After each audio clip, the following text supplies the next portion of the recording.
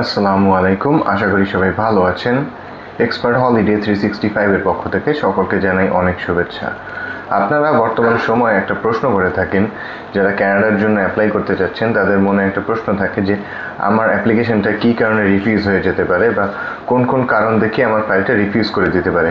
আবার অনেকের যারা আগে অ্যাপ্লাই করেছিলেন রিফিউজাল এসেছে তাদের সেই কারণগুলো কি কি আসছে সেগুলো নিয়েই আপনাদের একটা জিজ্ঞাসা থাকে। সো আজকের ভিডিওটি মূলত এটা নিয়েই করা। সো প্রথমেই বলে নিই, ক্যানাডার ভিজিট ভিসার জন্য আপনি যদি অ্যাপ্লাই করতে চান আপনাকে কতগুলো বিষয় মাথায় রাখতে হবে। যেহেতু পুরো ফাইলটা অনলাইন ভিত্তিক, আপনার সকল ডকুমেন্টস অনলাইনে সাবমিট করা হবে। সো আপনার ফাইলটা এমনভাবে প্রসেস করতে হবে যেন ভিসা অফিসার আপনার ফাইলটা চেক করে আপনাকে একজন অথেন্টিক ট্রাভেলার বা অথেন্টিক ভিজিটর হিসেবে মেনে নিতে পারে। সো এই বিষয়গুলো আপনাকে মাথায় রাখার জন্য আপনাকে একটা যে জিনিসগুলো করতে হবে সেগুলো হচ্ছে আপনার সঠিক ওয়েতে ফাইলটা প্রসেস করতে হবে। সো সাধারণত যেসব কারণে রিফিউজাল আসে ওই কারণগুলোর মধ্যে একটা অন্যতম কারণ হচ্ছে আপনার ফ্যামিলি টাইজ দেখে আপনাকে রিফিউজাল দিতে পারে।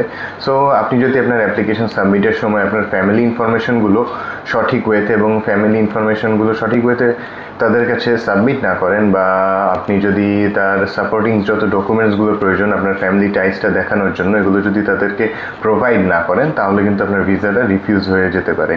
সো আর একটা কারণ সেটা হচ্ছে আপনার কান্ট্রি টাইজ দেখাতে পারে। আপনি আপনার দেশের সোশ্যাল যে কানেক্টিভিটি আছে বা আপনি আপনার কান্ট্রিতে কী করছেন এইসব রিজনে আপনার কান্ট্রি টাইজ দেখাতে পারে, যে আপনার দেশের প্রতি আপনি আপনার দেশে ব্যাক করবেন নাকি আপনি আবার ওই দেশেই থেকে যাবেন। এই জিনিসটা কিন্তু তারা খুবই ভালোভাবে নজরদারিতে রাখে। সো আপনার যে জিনিসটি করতে হবে, আপনাকে অবশ্যই আপনার কান্ট্রি টাইজ যেন দেখিয়ে তারা রিফিউজ না করে এই জন্য আপনার সোশ্যাল কানেক্টিভিটি, আপনার বিজনেস প্রোফাইল এগুলো যথেষ্টভাবে দেখাতে হবে এবং আপনার অ্যাসেট ভ্যালুয়েশনটাও দেখাতে হবে যে আপনার কান্ট্রিতে যথেষ্ট পরিমাণ অ্যাসেট রয়েছে এবং এভরিথিং আপনার যেগুলো রয়েছে দেশে এগুলোর জন্য আপনি অবশ্যই দেশে ফেরত আসবেন। এই জিনিসটা তাদেরকে আপনার ডকুমেন্টেশনের মাধ্যমে বোঝাতে হবে।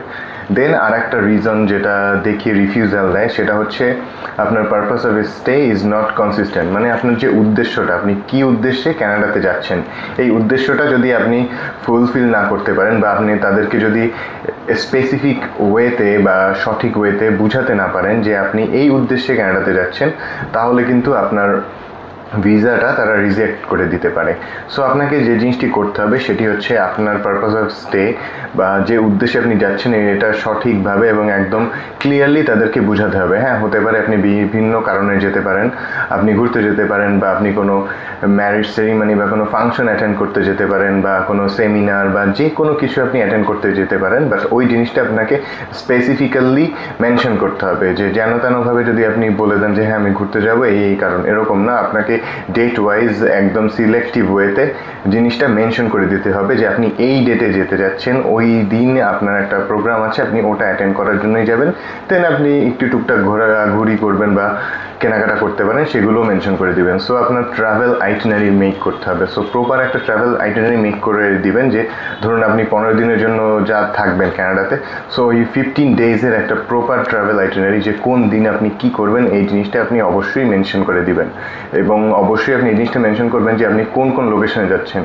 অবশ্যই আপনি যে সিটিতে বা যে স্টেটে যাচ্ছেন ও সেটার আশেপাশে যে লোকেশনগুলো আছে ওগুলোই দেবেন। এমন না যে অন্য কোনো প্রভিন্সের একটা লোকেশন আপনি শেয়ার করে দিয়ে দিলেন যে হ্যাঁ আমি এই দিন ওই জায়গায় ঘুরতে যাব বা ওই দিন ওই জায়গায়। ব্যাপারটা এরকম না, আপনি যে প্রভিন্সে যাবেন ওই প্রভিন্সের কাছাকাছি বা আপনার যে লোকেশনে আপনি থাকবেন ওই লোকেশনের কাছাকাছি যত ঘোরার জায়গা পসিবল, যেটা সম্ভব আর কি, আপনি নিজেই ফাইন্ড আউট করতে পারবেন। সো ওই লোকেশনগুলোই দেবেন। সো এইভাবে আপনি আপনার ট্রাভেল আইটেনিটা মেক করবেন। সো এই সব কারণগুলোই আসলে রিফিউজালের কারণ হয়। আপনার ফ্যামিলি টাইজ, আপনার কান্ট্রি টাইজ, আপনার পারপাস অফ স্টে, এই জিনিসগুলো যদি আপনি সুন্দর করে গুছিয়ে তাদের কাছে সাবমিট করতে পারেন তাহলে আপনার ভিসা হওয়ার পসিবিলিটি অনেক বেশি থাকবে এবং আপনার রিফিউজালের কারণ এগুলো হবে না। সো আশা করি আপনাদেরকে বুঝাতে পেরেছি সংক্ষেপে যে কোন কোন কারণে সাধারণত রিফিউজাল আসতে পারে এবং আপনারা কীভাবে এই রিফিউজাল আসা থেকে নিজেদেরকে বাঁচাতে পারেন। সো আজকের আলোচনা মূলত এতটুকুই। ভিসা সংক্রান্ত অন্যান্য যে কোনো তথ্যের জন্য ভিজিট করতে পারেন আমাদের অফিস বা কল বা নক করতে পারেন স্ক্রিনে দেওয়া নাম্বারে। সবাইকে অনেক ধন্যবাদ।